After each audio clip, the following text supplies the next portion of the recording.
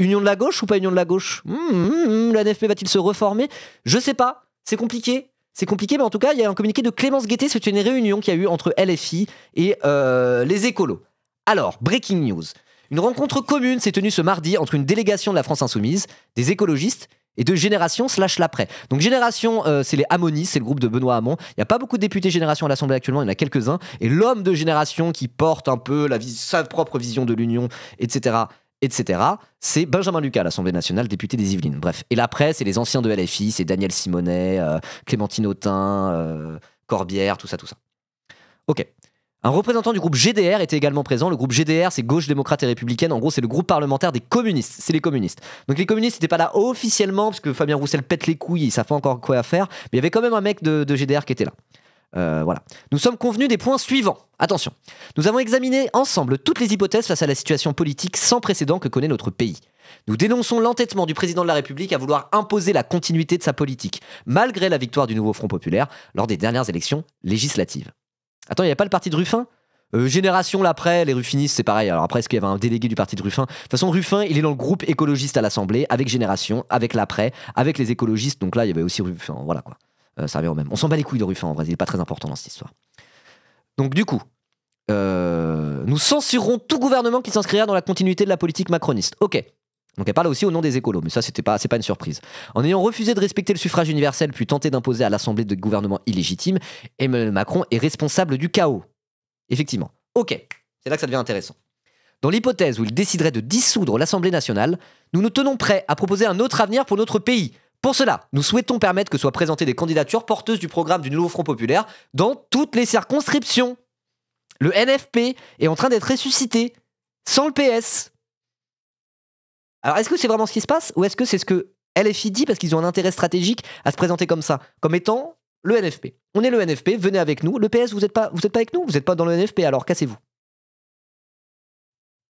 Le vieux dit coup d'avance. Moi, je trouve ça très très bien comme move. Je me réjouis beaucoup de voir ça. Des gens qui sont en mode, mais non, on avait dit plus l'Union. Regardez, là, c'est justement en mode genre, ok, on a préparé l'Union, le NFP existe encore. Le PS, vous êtes de gauche ou pas? Voilà la question qu'est en train de poser la France Insoumise au Parti Socialiste. Le PS, vous êtes de gauche ou pas? Vous êtes dans le NFP ou pas? Vous avez été élu pour le NFP? Vous avez défendu ce programme ou pas? Là, c'est une tactique unioniste qui s'inscrit dans une stratégie de conquête du pouvoir de LFI qui n'est pas si unioniste que ça. Vous voyez? D'où la différence entre tactique et stratégie qui aide à comprendre un peu les moves, quoi. Voilà. Putain, c'est Sun Tzu, l'art de la guerre en ce moment. Ok. Nous nous adressons à toutes celles et ceux qui ont fait avec nous la NUPES et le NFP. L'heure est grave. Notre responsabilité commune est d'agir ensemble pour porter ce programme de rupture au pouvoir, en finir avec le macronisme et battre l'extrême droite. Dans ce but, une nouvelle réunion aura lieu demain. Donc quand même, il semblerait que le NFP est en train de se reformer avec la France Insoumise dedans, avec les écolos dedans. Le PCF, c'est pas sûr, mais je pense que le PCF va suivre, ils n'ont aucune raison. Et aussi tous les l'après, Génération et compagnie. Donc là, il manque que le PS à l'appel. Sinon, ils ont l'air de s'être mis d'accord pour dire, bah voilà, la strate en cas de dissolution, on fera le nouveau Front populaire comme la dernière fois. Mais du coup, le PS est obligé de se positionner. Et je trouve que c'est extrêmement malin de la part de LFI de faire comme ça, de passer en arc unioniste pour mettre le PS en porte-à-faux et leur dire, bah, montrez à tout le monde que vous êtes des traîtres. Ou alors rejoignez-nous, mais ça sera sur la base de notre programme de toute manière. Donc là, en mode, c'est... En gros, ce que LFI pose comme question au PS... Enfin, pas pose comme question, mais impose un peu au PS, ou tente d'imposer au PS, c'est soit vous déposez votre épée, au pied de Jean-Luc Mélenchon comme des vaincus, vous baissez la tête et vous prêtez allégeance à l'hégémonie LFI au sein du nouveau Front populaire, en termes de programme et en termes de ces LFI qui soufflent le sens du vent à gauche dans ce pays, de toute manière. Soit vous faites ça, soit vous baissez la tête et vous déposez les armes au pied de Jean-Luc Mélenchon le conquérant, soit vous alliez à Gabriel Attal et vous trahissez une bonne fois pour toutes. En gros, c'est un peu ça. C'est un peu le move qu'est en train de faire LFI. Et moi, j'en suis très très content, parce que si le PS décide de faire... et de lâcher une série de tout petits paix comme ça, là, et décide de se barrer avec Raphaël Glucksmann et avec Gabriel Attal, le PS, c'est ciao. Là, on n'aura même plus à dire le PS a trahi 10 fois par jour. Le PS sera même plus dans le NFP. Le PS sera hors jeu à gauche. Il sera peut-être pas hors jeu tout court, mais il sera hors jeu à gauche. Et du coup, on se retrouve avec un NFP sans le PS. Banger. Ah, voilà l'unioniste qu'on veut, voilà l'unionisme qu'on aime. Vous voyez ce que je veux dire? D'un point de vue électoral, d'un point de vue parlementaire, c'est très très malin de faire ça. Deuxième solution, c'est effectivement le PS dépose ses épées aux pieds de Jean-Luc Mélenchon, le conquérant, baisse la tête et dire « Ok Jean-Luc, t'avais raison depuis le début, on va rejoindre le NFP. » Sauf qu'une partie du PS va pas le vouloir. Une partie du PS veut s'allier avec Glucksmann et potentiellement Gabriel Attal. Et une partie du PS ne veut plus s'allier avec LFI pour de vrai. Ils sont en mode c'est pas la bonne stratégie. Mais une partie du PS peut-être va être en mode on n'a pas le choix, on rejoint le NFP ou on est mort. Et donc là la question va se poser pour le PS. Soit vous restez dans le NFP avec LFI, les écolos et la gauche en fait, avec la gauche, soit vous passez avec Gabriel Attal. C'est un peu la question qui se pose et je pense que la question n'est pas encore décidée côté Parti Socialiste. Peut-être une scission, une purge, quelque chose. Comment va réagir Olivier Faure qui adore faire le numéro d'équilibriste? On va voir, mais c'est un peu ça qui est en train de se passer. Ou je me trompe? Non? C'est les Verts et Tondelier qui vont rafler la mise si le PS part avec Glucksmann. Bah pas forcément s'ils sont alliés avec LFI. Qui pèse à gauche dans ce pays? Les écolos ou la France Insoumise? Même en termes d'écologie, la France Insoumise pèse plus que les écologistes. Là, vous n'avez pas confiance en la France Insoumise, les amis. Vous n'avez pas confiance en la France Insoumise, vous oubliez un truc. C'est que la gauche en France, c'est la France Insoumise. Et à un moment donné, ceux qui veulent rester de gauche, à un moment donné, ils vont devoir graviter autour de la France Insoumise. Il n'y a pas le choix. Ou alors, c'est barrez-vous de la gauche. Il n'y a pas le choix. On est quasiment déjà hégémonique en réalité. Vous voyez? Et c'est pour ça que moi, j'ai des takes un peu unionistes, machin bidule, quoi. C'est que là, dans ce contexte, si le PS décide de trahir une bonne fois pour toutes en s'alliant avec Glucksmann et Gabriel Attal et compagnie, et en décidant de ne pas rejoindre le nouveau Front Populaire qui est en train de renaître, c'est parfait. Mais ça veut dire qu'il reste qui à gauche? Il reste LFI, les écolos, le PCF. C'est qui est ultra majoritaire dans ce bordel? Qui est hégémonique dans ce bordel? La France Insoumise. Et donc, moi, ce que j'aimerais, alors c'est ce que j'aimerais, je dis pas que ça va arriver, ça serait une union autour de la France Insoumise. Une union autour d'une ligne de rupture, autour d'une ligne radicale portée par la France Insoumise. Si c'est ça, c'est bien parce qu'on bénéficie du bœuf union de la gauche. On a des gens pour nous défendre dans les médias, genre les écolos et compagnie. Et ça reste autour de la France Insoumise parce que c'est eux qui portent un projet de gauche dans ce pays et personne d'autre, quoi. Et donc en vrai, l'union, ça va un peu. Quelle union? Ça veut un peu rien dire. Mais s'il y a une forme d'union autour de la France Insoumise et de la ligne de rupture qui porte fièrement depuis des années, banger. Pour moi, c'est la meilleure configuration pour LFI. Pour moi, la présidentielle, on gratte un second tour easy, puis après, on peut même profiter d'un barrage républicain, parce qu'en plus, c'est dans une forme d'union avec d'autres, etc. Là, je parle pour la présidentielle, mais c'est encore un peu différent. Si c'est ça qui est en train de se tramer et que le PS va pas vouloir rentrer là-dedans, bah tant mieux. S'ils veulent rentrer là-dedans, bon, ça va être un peu compliqué. Olivier Faure va arriver, va dire non, on est de gauche, en fait, on n'a pas trahi un peu, mais en fait, pas suffisamment, etc., etc. Dans tous les cas, cette séquence sera l'avantage de LFI, parce que c'est LFI qui se positionne en premier comme étant unioniste, qui tend même une main au PS en mode genre, alors les losers, vous voulez venir avec nous? Nous, on s'en bat les couilles, hein. On s'en bat les couilles, de toute façon, c'est nous qui soufflons le vent dans ce pays, à gauche. Sauf que le barrage n'existe plus. À voir. Le barrage, tout le monde disait ça. 100% des gens disaient que le barrage n'existait plus en 2024. Et au final, il y a eu le barrage. Et au final, le NFP arrive en tête. Personne n'y croyait. Donc, je ne sais pas. Le barrage républicain, on en fait tout un foin. Mais n'oubliez pas que le barrage républicain, c'est avant tout des Français qui détestent le RN, qui se disent c'est plus ou moins soit des nazis, soit des débiles. Ils veulent pas voter pour le RN. Ils voteront pour tout sauf le RN. C'est pas que des accords électoraux, c'est pas que des désistements républicains en cas de triangulaire, c'est pas que des appels au vote de la part du centre et de la gauche et de je ne sais quoi. C'est pas que ça. Le barrage républicain dans ce pays, c'est avant tout 2/3 des Français qui sont en mode genre ah, pas le RN, ah, il pue la merde le RN, je préfère voter pour n'importe qui plutôt que pour eux. C'est ça le barrage républicain. Ne sous-estimons pas notre castor intérieur. Évidemment. Donc dire le barrage n'existe plus, pas sûr. Mais là, moi, je vois tout ce qui se passe là par rapport à LFI, l'Union, etc. Je vois ça d'un très, très, très bon œil. Le PS est en train de se faire baiser le cul, là, moi, je trouve, par la gauche. Et ce communiqué de Clémence Guettet, pour moi, en est le symbole. Alors après, attention, ça va peut-être magouiller par-ci par-là. Mais voilà, là, est-ce que les unionistes naïfs sont pas en train de devenir nos idiots utiles? Là, je parle en tant qu'insoumis. Vous pouvez, s'il y a des gens qui sont pas insoumis sur le chat, je le dis d'une manière, c'est pour parler aux insoumis. Faites-moi confiance, faites pas gaffe. Là, si vous trouvez que je parle un peu mal des écolos et du NFP, je m'adresse aux zinzins soumis du chat. Uniquement aux zinzins soumis du chat. Est-ce que là, les unionistes naïfs sont pas en train de devenir nos idiots utiles?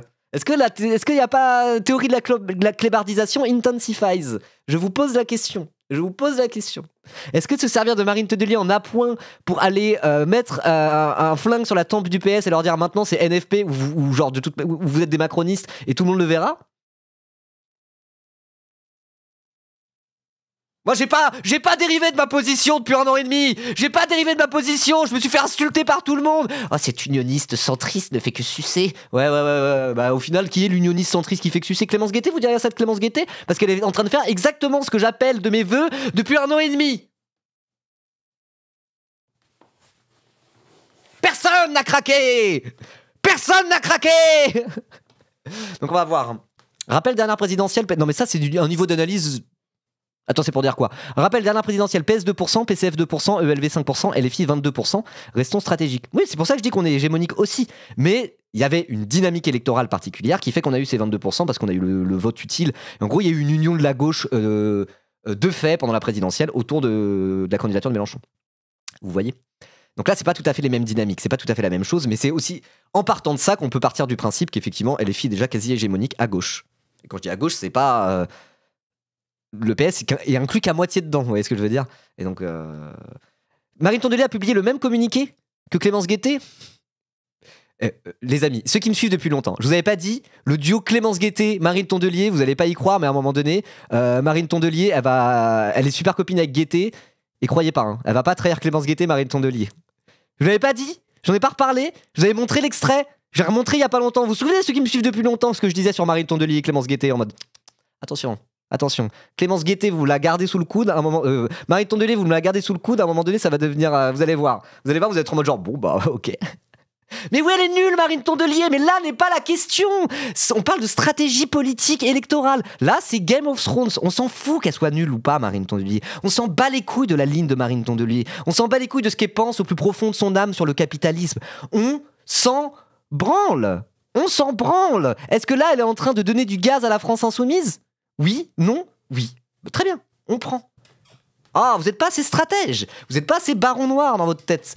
Vous pensez trop que la politique est un monde pur et parfait. On parle de tambouilles politiciennes, d'accords... Je m'énerve pas. On parle d'accords électoraux, de tambouilles politiciennes dans un cadre électoraliste.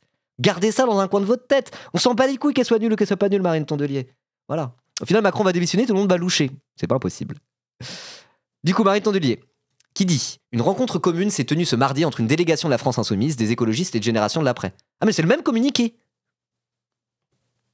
Communiqué commun entre Clémence Guettet et Marine Tondelier. Hein. Voilà. Donc bon, le NFP semble être en train de se reformer. Les écolos ont l'air de s'allier à LFI. Et ben, le PS, soit vous allez vous faire foutre, moi j'aimerais bien, soit vous allez revenir, la queue entre les jambes et faire « Oh non, on peut venir dans le NFP? Vous avez encore 2-3 cercos pour moi? S'il vous plaît, une petite cerco pour un PS en désuétude, s'il vous plaît ?» Et Mélenchon va arriver et dire « Olivier, camarade, bon, camarade entre guillemets, tiens, je te donne 5 cercos, c'est ça où tu dégages. » Oh, merci monsieur Mélenchon pour ces circonscriptions. Peut-être qu'on aura un groupe parlementaire quand même. Voilà la ligne. Il faut abattre le PS en leur proposant de s'allier avec nous. C'est ça le truc. C'est vraiment... On est sur un truc comme ça, quoi. Vous voyez? Il dit quoi, Bompard? Camarade Bompard? Voilà, pareil. Tout le monde fait le même communiqué. Donc là, il y a un communiqué commun qui a été posté par tout le monde. Le NFP 2.0. Hein. NFP Chipouden. On est là-dessus. On est sur le NFP Chipouden. Et ça s'est fait dans le dos du PS. La dernière fois, le NFP s'était fait dans le dos de Glucksmann. Là, ça se fait dans le dos du PS directement, qui est là en train de se baver dessus à la télévision. Arc LFI unioniste. Hein. Voilà. Je me bats avec les insoumis du chat en mode genre arrêtez de me traiter d'unioniste naïf. Vous allez voir quand le NFP va se reformer à la prochaine dissolution. Ça me chie à la gueule comme quoi je suis un centriste. Là, on est dans l'arc insoumis unioniste. C'est mon heure, les amis, c'est mon heure. Ouais, bah le même communiqué. Tout le monde fait le communiqué. On va pas refaire la NUPES. Si, on va refaire la NUPES. Il faut un cap clair. Le cap clair, c'est refaire la NUPES avec le moins de PS possible dedans. Si c'est ça, c'est banger, hein. Déclaration de la France Insoumise, bah c'est la même. Ok. Donc bon. Ça va juste faire une petite capsule, ça sera très bien. Conclusion de cette capsule. Macron, on arrive. Vous n'avez pas idée ce qui va arriver là. Là, ça va être chaud, là. Le NFP, bim bam boum, avec le moins de PS dedans. Là, pour moi, les étoiles soient alignées, ça peut être très bien ce qui va se passer. Ça peut être très très bien ce qui va se passer. Sachant qu'en plus, conclusion, il y a quasiment plus de Macronie. S'il y a une dissolution, ils vont faire quoi, les macronistes, aux élections? Ils vont faire des scores de merde. Ils vont pas se maintenir. Et du coup, s'il y a le NFP avec pas trop le PS dedans, on va avoir plein de second tours. Les second tours, ça va être RN versus NFP. Et le NFP, voilà les contours du NFP, c'est LFI qui sont en train de décider des contours du NFP, les écolos qui sont OK, on est avec vous, et le PS qui est mis quasiment hors jeu, à voir comment ça va évoluer.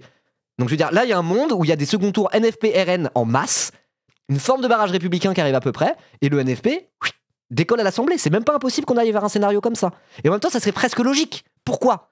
Parce que toute cette situation vient du fait que Macron refuse de nommer la gauche au pouvoir parce qu'ils n'ont pas une majorité absolue. Donc quelque part, il y a presque un côté où c'est en mode ah ouais, bah dissout l'Assemblée nationale et là le NFP va être trop haut, tu vas être obligé quoi. NFP unleashed. On peut arriver vers un truc comme ça. Le PCF, c'est pas clair. Pour une seule et bonne raison, c'est Fabien Roussel. Fabien Roussel, lui, il fait de la merde, il joue sa partition, il est en mode genre plus jamais LFI, moi c'est ce que je dis depuis 2 ans. Et nique ta mère, Fabien Roussel. La base du PCF, évidemment que la base du PCF va être dans un accord avec LFI et les écolos, dans un accord électoral. Évidemment. Et donc Fabien Roussel, à un moment donné, il va bien aller se faire foutre. Hein. Voilà. Moi, je pense que le PCF va rejoindre. Enfin, ça serait trop bizarre. Et même des élus PS relous à l'Assemblée, ça va. Et ils votent souvent comme nous, ils sont en minorité. Mais oui, voilà. Imaginons qu'il y a un groupe NFP qui est premier à l'Assemblée, et qu'on fait une majorité avec des sauces libres éclatées. Mais c'est pas grave. Au moins, ils voteront la taxe Zuckman et 2-3 trucs comme ça, quoi. Tout en continuant à chier là-dessus. Il y a un côté où, à un moment, les perdants prête allégeance aux vainqueurs aussi, c'est ça la politique. Et là, moi, je vois ça avec ce communiqué de la France Insoumise qui est en train de dire ok, le NFP, ça sera avec nous ou sans nous, mais maintenant vous vous démerdez. De toute façon, vous n'avez pas le choix. Si vous êtes de gauche, ça sera avec nous ou vous allez vous faire foutre.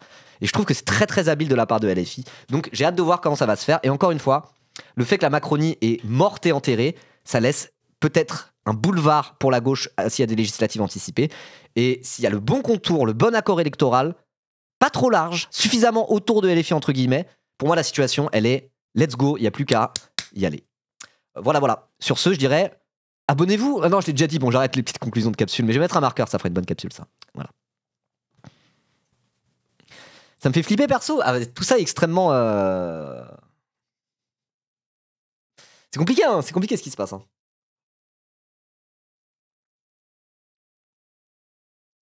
C'est full RN IMO, mais ça va être full RN les législatives, ça va être full RN. C'est la moïsation. Non mais regardez, non mais... Il y a eu des législatives, il y a 1 an et demi. On peut tirer des conclusions de ces législatives déjà.